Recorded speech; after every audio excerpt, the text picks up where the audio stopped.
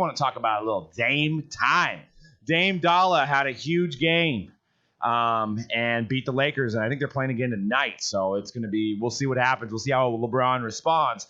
But I was going over some numbers on some Prism cards, so I'm going to run through all these real quick, and then I want to have C-Rad kind of add to it. So Dame's cards have jumped overnight throughout this week. You know, he had that 50-point game, and you know, or not 50. Yeah, did he have a 50-point game? 60 point, 50 point, 40. Yeah, 40 so point he's going nuts, right? And they were an A seed, which doesn't seem like their team's an A seed. But so you're seeing base Prisms ungraded as of what is that? Yesterday, $600 for a base Prism. You know, not a silver. And keep in mind, the 12-13 season, it was a double rookie class. They didn't put the rookie card logo on there, but this is his rookie card. And then you look at the silver Prisms, you look at the Gem 10 base Prisms, not even silver yet. And a lot of two of them sold for $5,800. So that means a PSA 10 base Prism of Lillard is now around $2,700. So that's crazy. And then you look at the silver Prisms, and they're almost just out of this world now. So you've got a silver PSA 10, somebody wants $15K, and a 9.5 silver, somebody wants $14K. It's the same price. It's around the same price, but well, I know you're the PSA. You love BGS. Same price, and like one is flimsy and chintzy, and the other one's beefy and nice. So here's what blew my mind. Mind blown. Might blow your mind too. I went to the Pop Report, and I was astounded. So this is the PSA 10s. There's only 28 PSA 10 silvers. 28, not 280, not 2,800. 28 PSA 10 silvers. There is only 85 BGS 9.5s. So there's a little over 100 of the 9.5s and the 10s. That's it. That is so minuscule that actually $15K seems like a good deal, because you start looking at Luka and you start looking at Zion. So you look at Luka's total 9.5 BGS and 10 PSAs. There's 4,073 Lukas right now. For Zion, there's 2,200. And the reason that is there's probably 5,000 or 6,000 waiting to be graded. So that's the only thing I can contribute there. Let's revisit this in 4 months and see what Zions are up to. I think the Zions are going to be like at 8,000.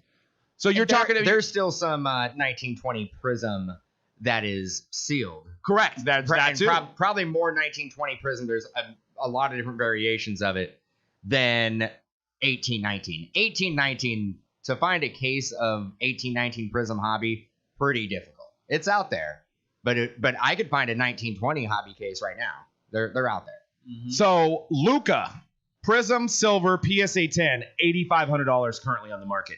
Zion, Gem Mint 10, PSA 10 Silver Prism, $5,000. But these are like astronomically higher Pop Report numbers than Lillard. Lillard literally has 125 of them. That's it.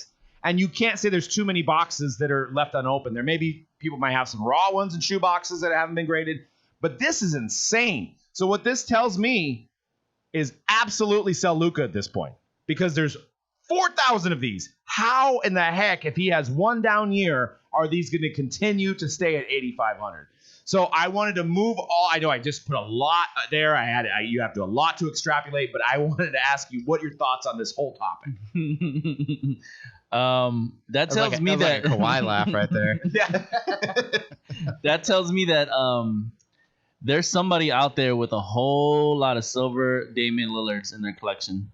Because not graded though. Not graded. Ooh, dude, we know that in 12-13 when Lillard was a rookie, there wasn't as many silvers. That's and true. Also people didn't view the silvers as anything more than a base card. Mm-hmm. So there's a chance that people will be like, silver, I'm just going to throw it in a box and donate it.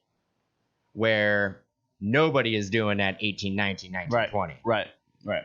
Yeah, there's definitely, I mean, obviously, I don't think there's as much as there is of Luka and Zion, but I do feel like, remember, people were collecting Lillard, all these years, and there's probably a couple big Damian Lillard collectors out there that have a lot of them raw, right? There's just, and like you said, there's probably a lot of them sitting in just random people's shoeboxes as well. Shoot, man. I mean, let's ask you this: would you rather have these 2 cards or one Damian Lillard silver? Ooh, that's a good question. One Dame silver, I guess. Based on the fact that there isn't a lot of them out there, and because I am a huge, obviously a huge Lillard fan. That's actually that's a tough question. That's actually very similar to last week's with the 3 Topps Chrome Roberts or the one first Bowman. Because at the end of the day, those are still, it's a supply and demand thing. There's way more Lukas and Zions, but there's still way more demand for those cards that we have on the screen. I love the fact that the pop report on the Dame stuff is so low. It just seems like a no-brainer. Mm-hmm.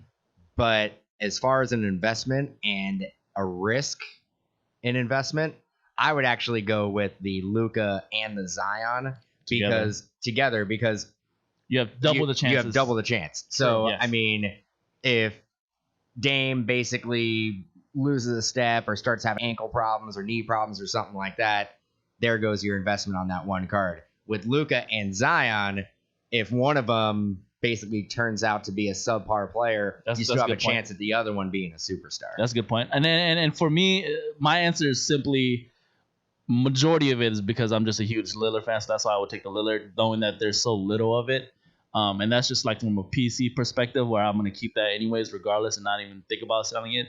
But yeah, like from to your point, Dan, I from an investment standpoint, I probably would take those two over the Lillard. Seems like less of a risk, but I love. I mean, it's crazy the difference in pop report between those players is nuts. I mean, think about it. Think about it. There is under 200 Dame Lillard silver 9.5 BGS or 10. Just think about it. I have one.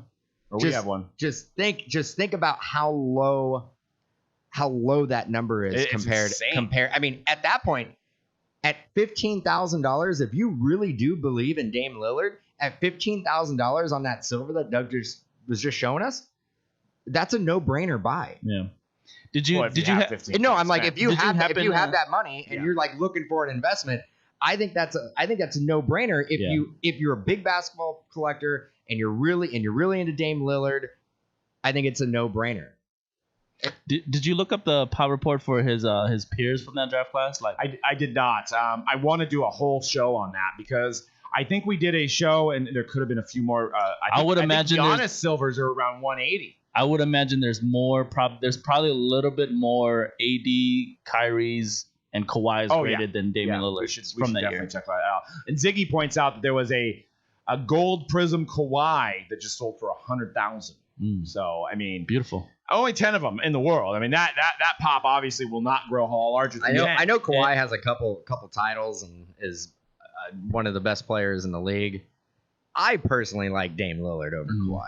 Yeah, I mean, it's hard. I mean, Damian Lillard is probably one of the greatest rapper athletes of all time, probably the greatest. flashier player he's too. Not a WB. He doesn't blame things. He goes out there. He's been taking his lumps in Portland for years. Lets his game do the talking.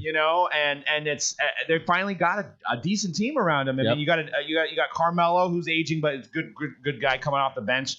You've seen what Whiteside did last night with the 5 blocks. You got McCollum that can take over a game. Nurkic is actually a legit center now, too. So it almost feels like it's like a 1 versus 2 battle as opposed to a 1 versus 8. That's what's confusing to me. But yeah, I think unfortunately, I don't think the Blazers take the Lakers. I think the Lakers just put it together.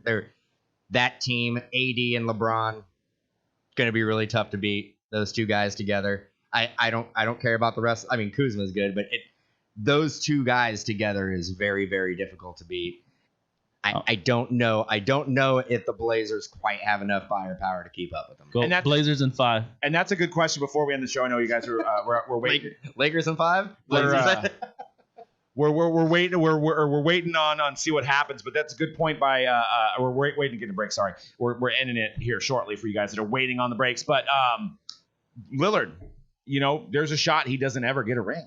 So does that affect his long-term value? I think it does, because if you look at the top 10 players that the NBA always comes up with, it's guys that all have rings. So, but you never know. I mean, he may go to another team at some point. He may come home to the Dubs. He may be playing with Curry and Clay. You don't know. But you got to respect what he's done, how he stuck with Portland, and how he could shoot from dang half court. He's an electric player to watch, and from the outside looking in, that is the type of player you want to invest in. It's not his fault he's on the right team. So he's on the right team this year. You think so? Blazers in 5. No. I'm saying the Blazers in 7. Okay, Call me crazy. Lakers in 5. You know what? You guys gonna make a bet? What are you guys gonna risk? Lakers in 5. No, I'm not gonna make a bet. I root for the Lillard family. I'll bet you the Sean Mannion collection against the Brandon Clark. But I wouldn't be mad. Obviously, Lakers should, if you they should win the series. But I'm rooting for the Blazers. I wouldn't be mad if Lakers win this year. Yep. For Kobe. Yeah. Oh, thanks. Yep. Ziggy said, "Congrats on 150 shows." It doesn't seem like it's been 150. It seems like we just started this like last week. But we appreciate you guys tuning in. Make sure you guys subscribe to our new channel, Mojobreak Media. We got a lot of stuff coming down the pipeline. Not just sports. We're even going to maybe do some stuff on music. It's going to be just a channel that just is content as opposed to breaks. So if you're buying breaks, obviously this is the channel, Mojobreak. But if you want to watch content, Mojobreak Media. I know it doesn't feel like it, but it feels like our very first episode of Hype was the Lonzo Ball one, because that was just like the biggest. It one. Was. Yeah. Was that the first episode? Yeah, I think so. Yeah, Lonzo Ball was the first episode. No, I thought that was the second episode. No. Yeah, it was 100%. Well, of the hype. Of the hype. Yeah, no, of the hype. I'm all, dude, I swear we did like 4,000 shows before that.